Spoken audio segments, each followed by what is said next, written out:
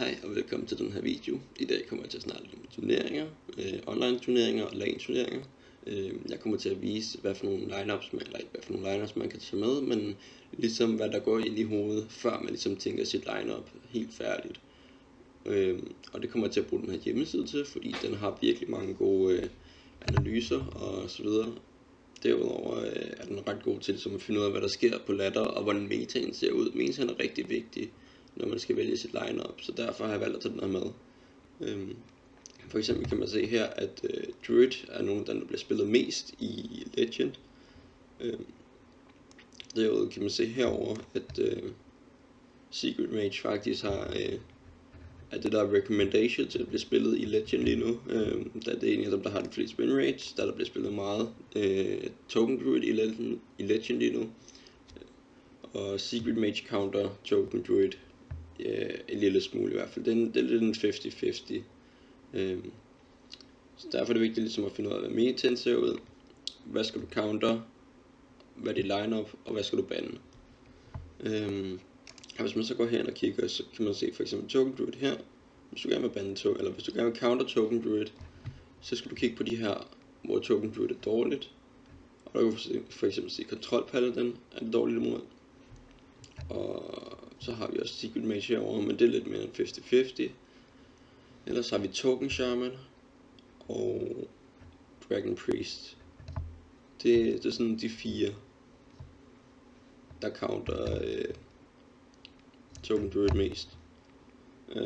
Så kan du så gå ind og kigge på de fire decks hernede, og så kigge herudaf, hvad for nogle der counter dem.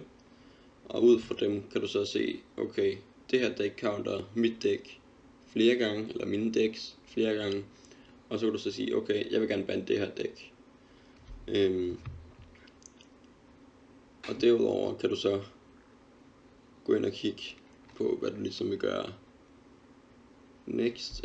For eksempel kan du kigge på, hvilken decks er det deck, jeg ikke har bandet, er mine decks gode imod, og mine decks dårlige imod.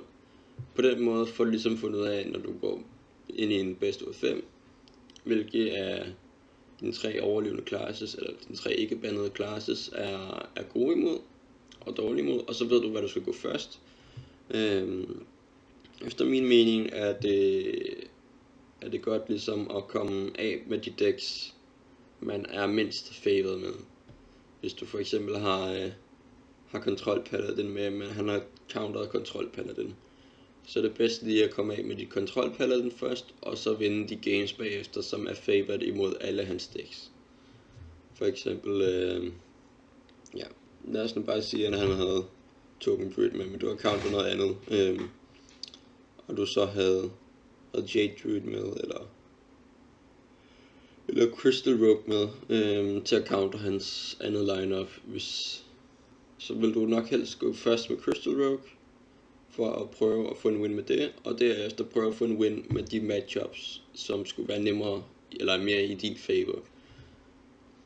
Så ja, det er sådan, man ligesom forbereder sig til en turnering. Det er ligesom ved at kigge på metaen, hvilke decks er gode imod hvad, og hvad kan jeg gøre for at counter det her deck, og hvad kan jeg bande for at have en bedre chance.